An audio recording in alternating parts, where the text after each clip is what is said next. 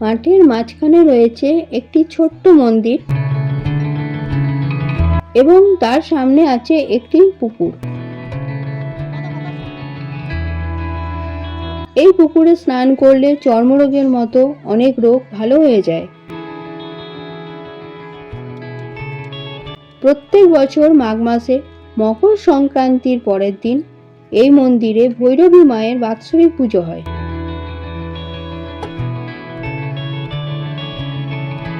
বহু দূর দূরান্ত থেকে মানুষ আসে এই পুকুরে স্নান করার জন্য। এখানে মনে মনে মানসিক করলে অনেক রোগ ভালো হয়ে যায়। বেশিরভাগ মানুষ মানসিক করে চাল কুমড়ো, বাতাসা, আতপ চাল ইত্যাদি।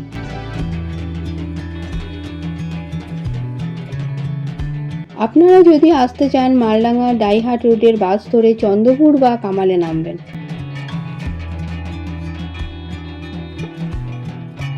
যে কাউকে জিজ্ঞেস করবেন মণিকন্যা ঘাট বা ভৈরবী মায়ের মন্দির যাওয়ার রাস্তা কোন দিকে, কেউ না কেউ অবশ্যই বলে দেবে যে যাওয়ার মন্দির যাওয়ার মাঠের মাঝখানে যে মন্দিরটি আছে যাওয়ার রাস্তা কোন দিকে, কেউ না কেউ ঠিক বলে দেবে।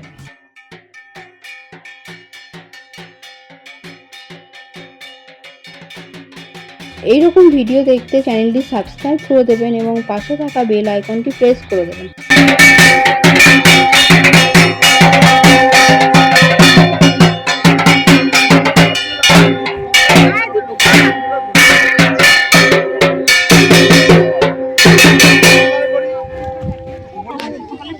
মায়ের মুখটা দেখা যাচ্ছে না